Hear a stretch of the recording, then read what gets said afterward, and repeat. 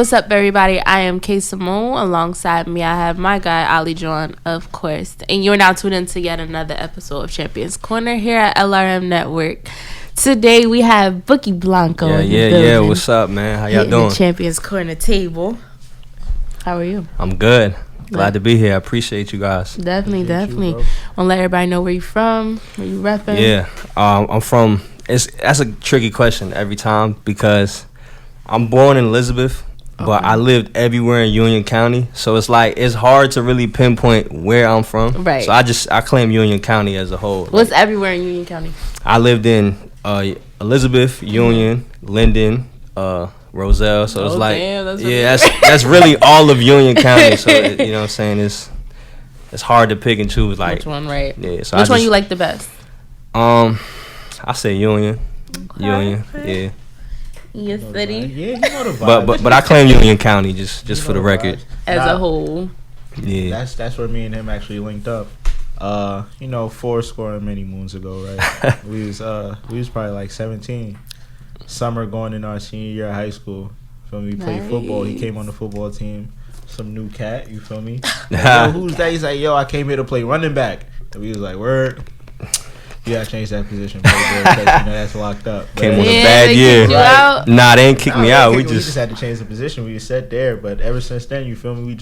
We've been mad cool. You feel me? Nice. Hold on. You gotta give some context though. You letting people think I'm a scrub. Let them know why I couldn't play running back. Let them know why. We had a 4-year starter at running back, all state, like. Yeah, we had an all-star at the running back position. Okay. So you know what I'm saying? Player of the Makes year, sense. like you feel me? But yeah, ever since then we've been super duper cool. And like when I found out he was a rapper, I'm like, everybody a rapper at 17. You feel me? And then when he really showed us that like he had like the little studio in the basement, little mic, used to record songs, like, and that was probably like my first like time watching somebody go record some music. You feel me? It was a pretty dope experience. But he's a dope dude, man. Well, I met you when you was Mosetta No Regula. Yeah, we had the rebrand. You know what I'm saying? That's the old name. What made you want to switch the lane up a little bit?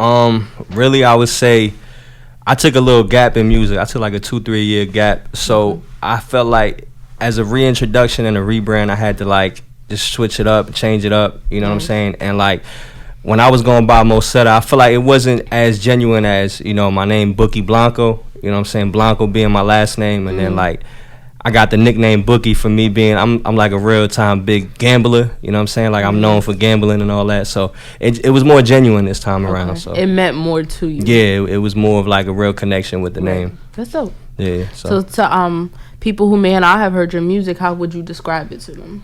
I wouldn't put it in a box. I would tell people not to expect a sound. Nice. You know what I'm saying? Like I feel like I'm the type of person that could give you, like your commercial record, but also give you some like real bars at the same time. So I don't want anybody to expect the sound. Just expect good music. That's what I would say. Yeah. What was like the moment when you kind of knew like, yeah, I love this music thing. This is what I want to pursue for the rest of my life, kind of. The moment where I just fell in love with music. Period. Pre-rapping. Yeah. I would say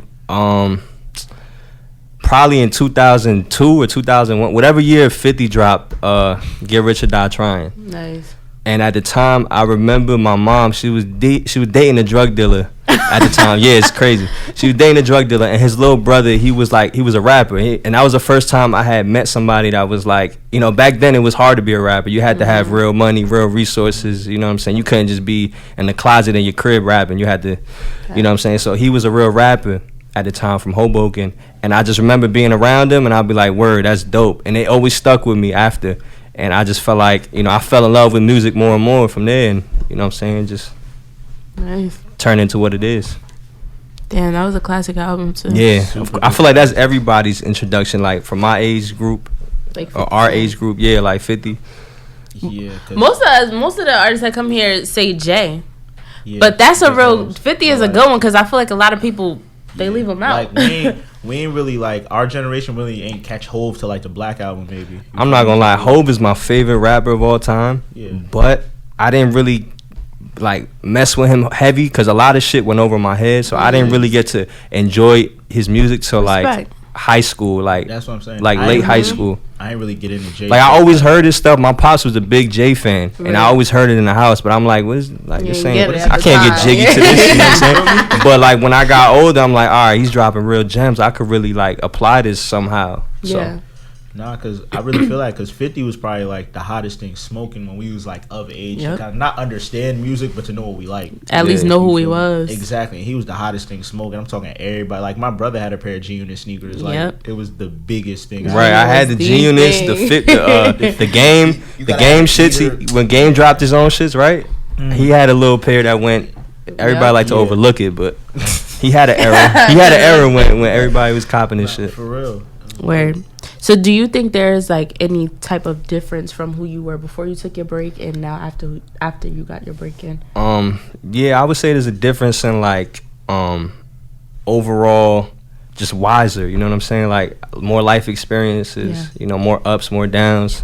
So I feel like throughout that break it was kind of necessary cuz like I was able to mature and really figure out what I want out of this music shit. So I feel like that's probably the biggest. How important is that for artists to take that mental break and just sit and think about what it is that they really want to do? Yeah, I think it's very important, you know, because you got to kind of like know what you want out of this whole shit. Like, are you in it for the sake of just doing it? Are you doing it because everybody else is doing it? Or are you doing it because this is what you genuinely like to do? Right. And, you know what I'm saying, you trying to really make something out of it. So I feel like everybody needs that type of break and just to analyze what they want. That's a fact. What was probably the toughest thing you had to go through during that break to kind of figure out why I needed it and why I want to get back to the music? I would say me losing one of my best friends, like my best friend passed away due to gun violence, and I would say like, nah, thank you, I appreciate it. But I feel like that was probably like the roughest part of the transition because it was like I was coping with that. Like we talking about not just a friend, somebody I would call every day and be like, you know, we laugh and joke about anything, and you know what I'm saying. I call him when I'm buying a pair of sneakers, like, yo, you think this shit's tough? You know what I mean? Shit like that. And I feel like you know, that was probably the roughest part, just getting over that hump. And after that, it was just more of like, all right, you know, let's really lock in and do it for him. Because that's like, he was one of the people that really made me comfortable to do this shit. You know what I'm saying? A lot of times I would just record music and not let nobody hear it. Yeah. And I wouldn't drop it. And he was like one of the first people to be like, yo, drop this shit. You feel me? Like, people need to hear this shit. So I'm like, all right. And then he passes away and it's like, okay. But now we got to continue, you know, doing what he wanted. You feel me? So. That's the push. Yeah, that's the motivation. Like every time I'm just catch myself not being productive, it's like, all right, what we doing now? You know what I'm saying? What's the end goal? Is it to be signed? Is it to be independent? No, the end goal is to be signing other people. That's the end goal. I like that. So like, if you want to sign other people, what would be like the ideal? If you wanted to start your own like little roster to have, what would be like the ideal? Like 4 people you would want on your roster, like characteristics. like what's the criteria? Characteristics would be kind of difficult, but like name people. Oh, like people in the game now? Yeah, that embody the characteristics that you would want on your label. Obviously, like somebody like a Drake. Like I need that somebody who's gonna bring in the bag. It's gonna sound cliche, but I would need it like a balance, like somebody like a Drake, somebody like a Cole. Then I would need somebody for the club, so somebody like a little baby or something, you know what I mean? That type of. That's a good roster. I like to keep it balanced. You cover all bases. Cause Drake could get like the super duper big hits, but Drake also get like the women. Yeah, exactly. So, I mean, that's what you need. And then we got to throw a woman in there. A woman, okay. I'll probably say like a Meg Thee Stallion. That's it. She got the culture right now. Yeah, they got the culture in a chokehold. That's 4 for 4. That's a bag right there. Yeah, that's a lot of money you bringing in. Nah, honestly, yeah. I'm not even gonna double back. No Cardi B, no Cardi B. That came to mind as I'm thinking about it, cause she bringing a super bag, but Meg working too. So you know what I mean. Yeah, I didn't know Cardi B was only worth $8 million. I think that's a lot. You think so? Yeah, I think that's a lot. Cardi B probably made $8 million off Bodak Yellow alone. I don't know. Not to mention the sponsors. She got shit with Pepsi and. Well, I'm gonna have to dig back into that because I was reading somewhere. I was reading I think it was like a headline, and then a comment was like, she not even worth that type of money, and I was like, wait, let me go look, and it was like 8 to 12. It was nothing higher than 12. When you really think about it, it's probably like, how much you think it is to book Cardi for a show right now? Easily $1 million. Yeah, that's what I'm saying. I think. Would you say $1 million? Hell no. I think so. I think she. It's like quarter million. Yeah, Quarter? that I can work Even with. still, $250,000. That's all. I don't know, cause you booking Travis for like $1 million. Cardi B, she got the whole commercial like aspect of it. She like the female Drake, low key. And then I just remember on the venue too. Yeah, How many people you feel me? That's true. That's yeah. If it's a big enough venue, first of all, Cardi B could pack out a venue. She could pack it. I'm not gonna say she could. You think she could pack out the Garden? Nah, I don't think she could pack the Garden out. But a sizable venue, I think she could pack it. Like what? Like Prudential? She could pack the Prudential.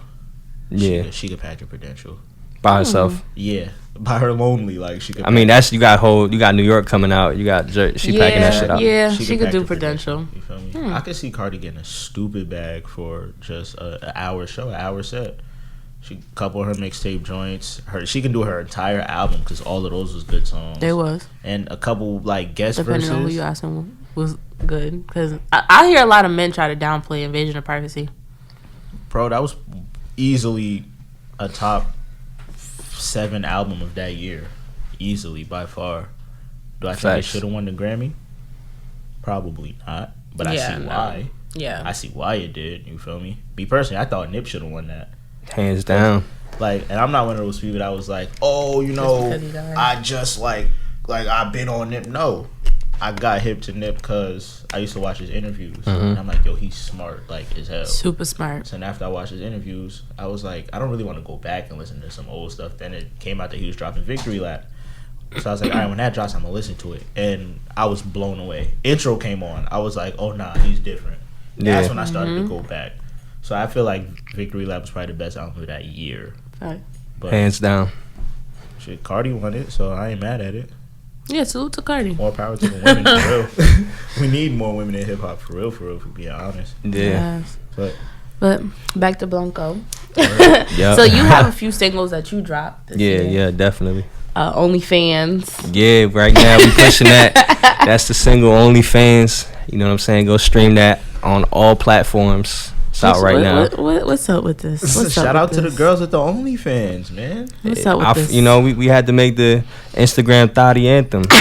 You feel me? I realized it was an untapped market, so I had to really. That's true. You know what I'm saying? That's true. I like the little promo video you did with it too. I appreciate it. Tagged all them little girls. Tagged all them girls. Little girls. Whoa. You see how the face. You gonna get me canceled real quick. Not little girls. You gonna get me canceled. Right. Cancel culture be like that. Right. Yeah. Nah, he tagged all them girls. No little girls. No little girls. These are all grown women. Yeah. Probably older than us. But he tagged all them women in it. All the women that was in the video, tagged them all. Yeah. Like, you feel me?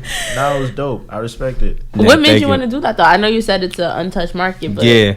Well, mainly that it was an untapped market, and I felt like music is supposed to describe and speak to the times that you live in, and I seen, like I said, it was an untapped market, and I said fuck it. You know, I searched it up. I seen nobody had made one, so I said, all right. I feel like this could be some groundbreaking shit, and not only that, I feel like the song could be something that the OnlyFans women use to promote their shit while promoting my shit. So I feel like it's a win for win. You know what I'm saying? How's that working? Right now, you know, it just dropped 3 days ago. We close to like 700 streams on Spotify and Apple and everywhere else.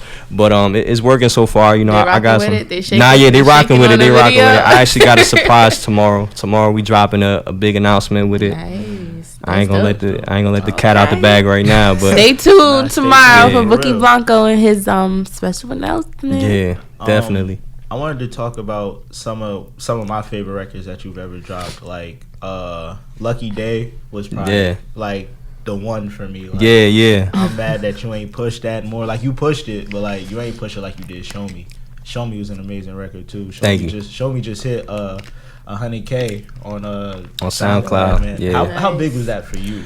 That's big, only because like I've never reached that feat before, you know what I'm saying? So like for me to see 100,000 streams on a song that I created, that's unfathomable, you feel me? Like organic. Yeah, like you making shit for you, and then out of nowhere you see 100,000 plays later, people rocking with it all over the world, you know what I'm saying? You see the analytics, and it's like it's a great feeling. That's more of a confirmation that you're doing something right. Definitely. So what is it that you have upcoming? Like, can we expect a project? No project right now. Right now we just trying to get the brand out, there more. That's smart. Yeah, and we're not gonna make a project until there's a real demand for it. So we just gonna keep going with the singles. Expect a lot more singles. But right now we pushing OnlyFans. That's the priority. You know what I'm saying? Just dropped, stream that everywhere. You know what I'm saying? You have merch. Yeah, we have merchandise too. Go grab that. The RTD Apparel, that's the brand. RTDapparel.com.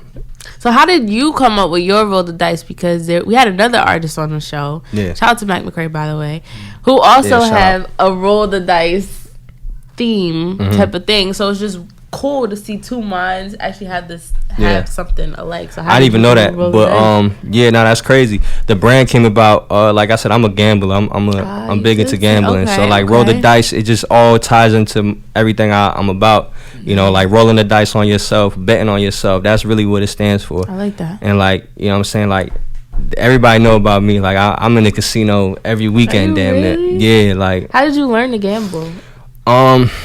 My cousin, my little cousin actually took me one time. He wasn't even 21. He had a fake ID. I was 21 at the time. And we went, and I had came up like 2 stacks. My first time ever going. And I was like, all right, this is something I could definitely... I play blackjack. That's the only game I play. So I'm like, all right, this is definitely something I could fuck with. Like, I made 2 bands out of nowhere. I didn't expect this shit. And then it just turned into like me going all the time, frequently. Oh, man, I'd be so scared. Yeah, nah, it be some sad times. I'm fucking scared. I'm about to shit on myself. It's some sad times too. But what was your biggest come up and your biggest loss? My biggest come up was in Las Vegas, 2018. Last year, 2018. And I was down to my last 50. I went to Vegas with 2 bands. I was down to my last 50, right? But I got credit cards and all that. But I was down to my last 50 in cash, and I had played blackjack with my last 50. I made the 2 bands back. Okay. Then I made another 6 bands on top of that with my last 50. Somehow, you know, I just got on a heavy roll, just mad, just winning hands. Right. And then I lost it all actually after that. Oh shit! I lost it all after that. At the same time. At the same time, I actually lost it all. Oh man, yeah, it hurts. Like, but we had fun though. We had fun. That's all that matters. We definitely had fun. I'm not gonna say that's all that matters, but you feel me? You had a good time doing it. And then you went back after that. After that, I went home. I was in Vegas. I was sick. I went home after that. I was done. I'd have been hurt too. But we had fun though. We definitely spent some of it out there. Yeah, it's a good time. It's a good time. You gotta. I'm a big advocate of, if you're a rapper, like, you gotta experience certain things. Because once you go through these experiences, it shows in the music, and you got more things to rap about, broader scope kind of thing. Yeah. Do you play the lottery? Nah, I don't play it. I'm not into that. That's child's play. I'm on some big boy teams. Nah, but it's like it's not really what are the odds? You feel me? Right. That's true. So before the show, we were talking about the unfortunate death of Juice WRLD. Yeah. R.I.P. Juice WRLD, man. R.I.P. man. Oh man. Definitely a moment of silence on that one. But the whole story is just crazy how it's unraveling. Yeah. Like, we went from just a fatal death. Now we got 70 P's in some suitcases. I can't even say one. Suitcases. Now we got pills being swallowed. Like, the whole story is it's crazy. It's very unfortunate. Yeah. First and foremost, R.P. Juice WRLD, condolences to his family and loved ones. But definitely, that's just crazy how a story could just unravel like this.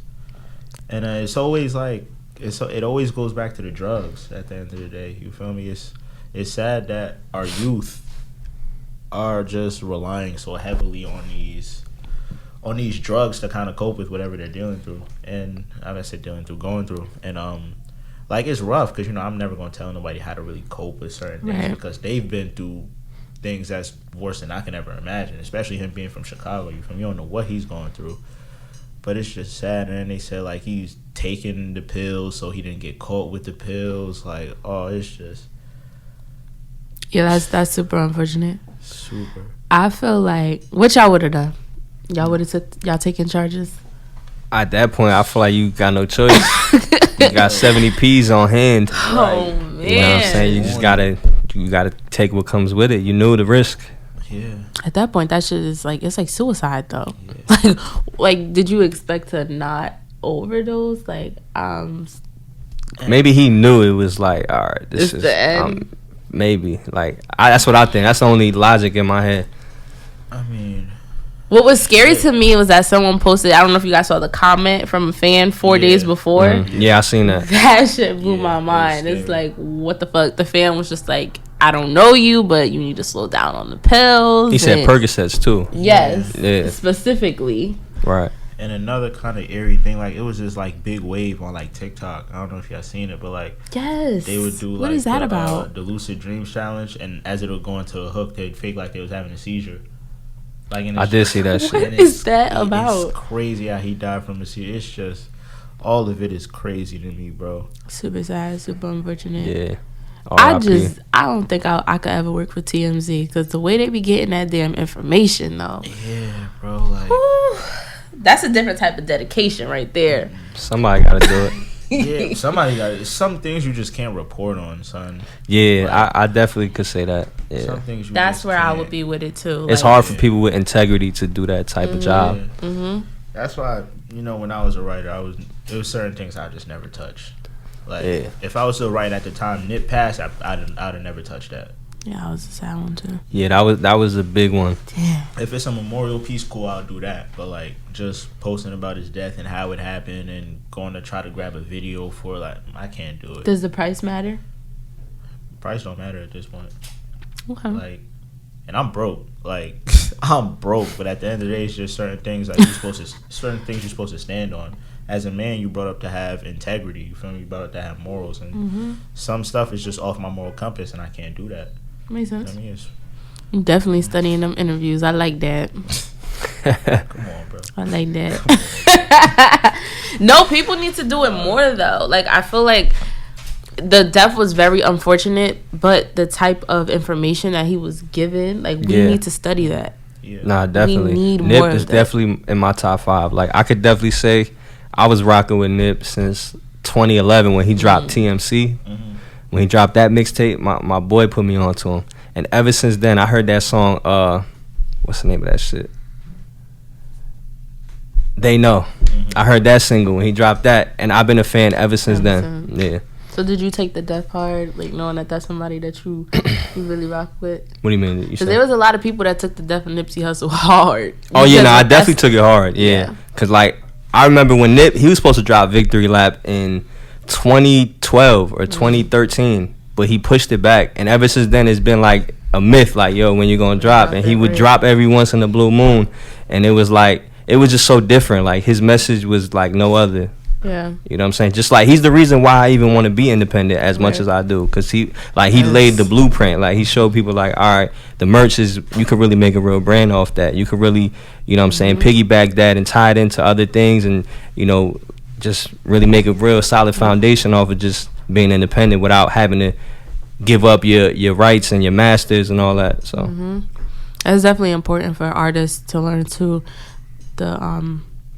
just put that work and that dedication behind being independent. That's probably the hardest part. Yeah. And so many people want to get to it. And it's so easy to give up. Yep. It's real easy to give up. Or take the first fucking deal that's offered to you too. Usually the first deal is the shitty deal. Yeah. More times than not, the first deal is the shitty deal. That's why you're supposed to, like, whenever they give you the first deal, you're supposed to deny that off rip. Like, nah, it's bullshit. And go in. Because you haven't, 9 times out of 10, you haven't built your worth yet. Exactly. And that's why I fuck with, like, Russ get a lot of flack, but I fuck with Russ off the simple fact that he studied the game. Like, I know he fucked with Nip too, but he built up his leverage, his worth, and then came to a deal when he already had his own fan base and was like, all right, this is what I'm worth, and I have the analytics to back it.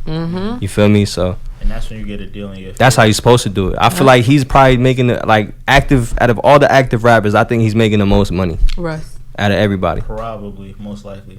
Because he didn't sign a shitty deal. He didn't have to, you know what I'm saying? He had a fan base already. He came to the deal with a fan base. He was worth something. Yeah. Y'all not about to play me. Like, I actually got some shit out here. Yeah.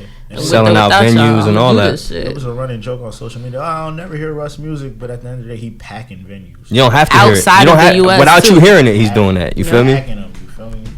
Outside of the US. That's Right. what's crazy That's about where it. the biggest bag is in rap on the lowest agree. keys. Is outside of the United States. Because they value it more. Yep. Yeah.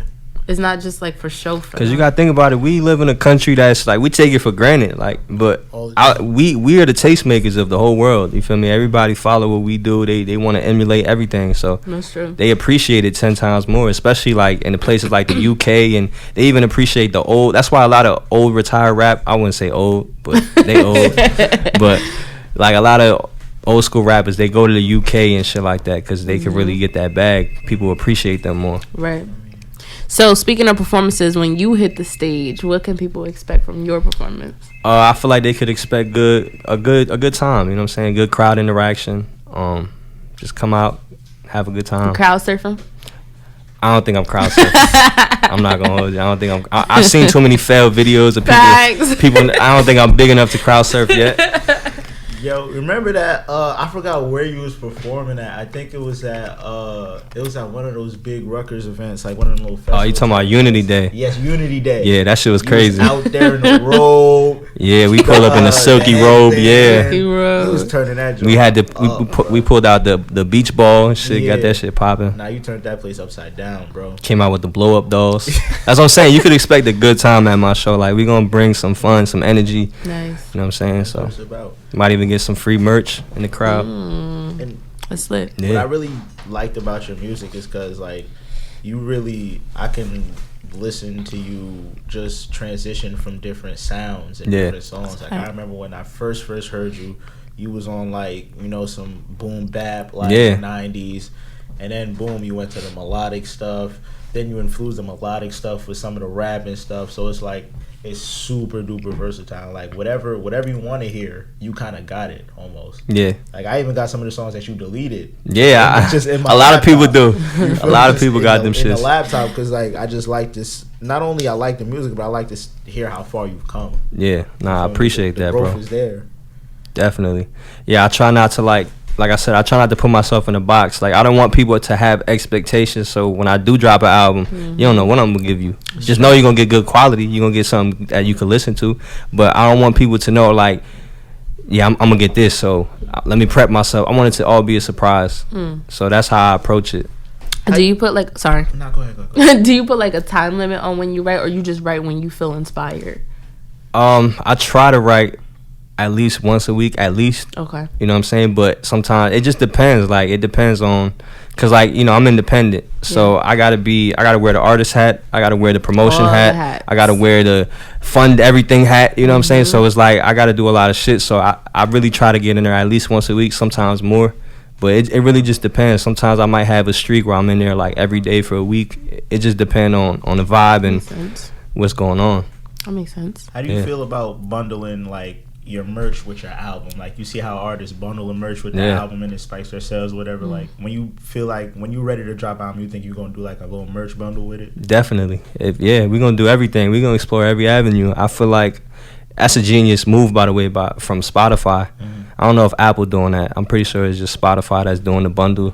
But I think it's genius, because, like, nowadays you ain't really making shit off streams. Yeah. Streams, I think I did the research, it's like 0.0666 per stream. 0.666 of a dollar. You know what I'm saying? 1,500 streams is equal to $15. So it's like you gotta innovate ways to create more income, and I think it's genius. I support it. Damn, what did you say? 0.0666 cents. Yeah. God damn. That don't even sound good. That's nasty. That's a nasty ratio. Streams then came in and shut everybody's shit. Yeah, I honestly hate streams because of that. Because, like, you can't even go to the back of the trunk and sell your shit. You got to really just deal with it. Ain't nobody listening to a CD. Nope. I remember one year I went to South by Southwest. This was like the beginning of the streaming era. Before South by was like super hype beast. This was like when Uzi was coming up. Might have been 14 or 15, probably 15. And I went out there trying to go with CDs and cards and shit, and everybody looking at me like I'm a dinosaur. I'm like, fuck, like everybody like, where I'm gonna play this shit? I'm like, I don't know, man. Listen to it. You feel me? But you know, I had to learn the hard way. It's fucked up though, cause back then I probably would have made some real cash selling them shits. You went to South by Southwest. Yeah. Lit. How was that experience? It was humbling to say the least. Really? We actually drove out there. Hey. From here, yeah, 26 hours one way. Me and my man's packed up in a little ass Honda Civic. Oh man. Yeah, crazy. The dedication. Crazy. But I hear some people say like that's how other artists get on. Mm-hmm. Like, so you're surrounded by a shitload of artists. I can see why it would be humbling, but the experience itself, what's it like? It was fun. It was definitely an experience. I learned a lot of shit. Did you meet a lot of people? I met a lot of people, a lot of artists from out there. It was a good time. It was definitely a good time. Nice. Would it be something that you do again? Yeah, but I need that bag next time. I ain't going just to go to network. Yeah, that makes sense. South by Southwest got super duper like. It's more hype beast now than anything. It used to be what it was. I found this out after I went there, but South by used to be something that was for the underground scene. Right. It was supposed to be for all upcoming artists, not the established artists. But then at some point, I don't know what year it was, they started to become just a big showcase for the bigger artists. So a lot of the underground up and coming artists got drowned in that whole scene. I think it was when Frank Ocean shouted out Coachella on like a song where he said like, I met the girl at Coachella or something. I think after that it took Coachella to like a different kind of like stratosphere. Yeah. But Coachella was always it was South by. Like, dope. Yeah. Like it was more like a artist thing, not like just a big like, okay, I'm gonna get all the biggest artists and put them here. It's not like a Rolling Loud or nothing like that. It was more like but South by Southwest, that's supposed to be for underground. Yeah. Like how y'all turn that shit mainstream?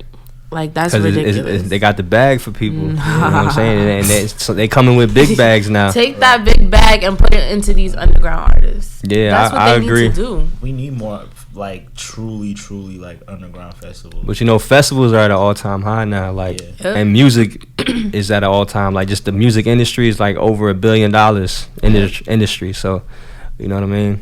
And they still underpaying rappers. Cause these labels, so I can't help it. They so smart, bro. They so smart. And we young people, we just eat it. Like everything they you can't blame them though. That's business. What's good for you is bad for me. Exactly. Like, you can't even blame young people. Cause imagine me, I'm 23. Boom, I go into a label. I ain't never like seen no real bread in my day. Like, all right, bet. We gonna make you sign this deal. With this deal, I'm gonna give you a $500,000 advance. So you giving me $500,000 off top. I don't even know what that fucking means. Yeah. I just heard I'm getting $500,000. You don't know shit about taxes. Nothing. Yeah. I just know I'm getting $500,000. I'm like, God, this is the most money I've ever seen in my life. You gotta play chess, not checkers, though. Exactly. I need a lawyer to look at this. As good as it sound, that shit is like Eve eating that damn poison ass apple. Like, that's a fact. It's not always good for you. And they gonna make it sound good. They gonna make it sweet. They gonna make it look, just sign it. Come on, we got a deadline now. You know, I gotta take my time. You know what I mean? And I feel like now we're in a good time, because if you just watch interviews of just like your favorite rappers, they throwing you the game. They throwing it to you. Exactly. Like, be independent, or if you're going into these labels, look for these words, like, see what they're trying to tell you. Like, they're giving you all the game. Now we just gotta listen, because we can find whatever we want to find out. Yeah. It's up to you, bro. Like, it's really up to you. If you want to know and be knowledgeable, you can find the resources and the information. Absolutely. What number would a label have to tell you for you to be like, all right, this independent shit, I'm gonna put this to the side right now, I gotta entertain this offer? It's not even about the number. To me, it's about the terms and the amount of years we talking. So, like, it could be really virtually not any number, but somewhere, I'll say, like, at least 2-3, at least. And if we talking 2-3, I'm going to need, like, 3 years at most. But that's not realistic. They're not doing that. They're trying to lock you in. Yeah. Yep. And the splits got to be favorable, too. Because the artist is taking 80-20 splits. The label getting 80. You feel me? But and honestly, I probably would never want to sign a deal, just only off the fact that you got people that are doing it at such a high level that they owning all their shit. You know what I'm saying? Like that's the most empowering part of it all. Like you putting all this blood, sweat, and tears, not to give somebody a big percentage of it. You feel me? Like look at artists like Tech-9. You probably never heard a song from him, but he got his own factory. He manufactures all his merch. He got his own tour. He got his own tour buses, multiple tour buses that he rents out to other artists. You know what I'm saying? Like he owned everything. That's dope. And you probably never heard a song from him, but his fans travel everywhere. You know what I mean? He's selling out venues still. You know what I'm saying? So much power in his in 40s. being independent. Yeah. It's so much power, but you just have to stay consistent and build that shit, because we I feel like we're the generation where if we don't see the outcome of it quick, we won't do it no more. But that's what's gonna separate everybody. I feel like the people that's really dedicated and in this shit for the long haul and really got a love for this shit, you're gonna know because they gonna stick it out through all of that. That's a fact. What advice would you give to any upcoming artists on momentum, staying independent, staying yourself? I would say just don't quit. Like, as cliche as it sounds, just keep going. Like, you gotta create through all the bullshit if you really want it bad enough. Like, no matter what, you know. So that's probably what I would say. Like, just stay consistent. Keep dropping content. Content is king. Like, you know what I mean? Like, we live in a content driven era where if you drop something, next week it's already old. So don't be taking, dropping singles every 5 months. You're gonna be left behind in the water. That's true. Well, shout out to Booky Blanco for coming on the Champions Corner table today. You want to let everybody know where to find you on your social media? You can follow me everywhere at Booky Blanco. That's BOOKYBLANCO. And make sure to check out my new single, OnlyFans, on all streaming platforms. My merch, rtdapparel.com. Get you something. We got mugs, we got stickers, we got t-shirts, hoodies, hats, everything. I like mugs. I know I yeah, we got coffee mugs. We got more shit in the works too. I love cups. Yeah. Shout out to Booky Blanco once again, guys. I am Kayy Simone, main man Ali John. Thank you for tuning in to Champions Corner here at LRM Network. We are out.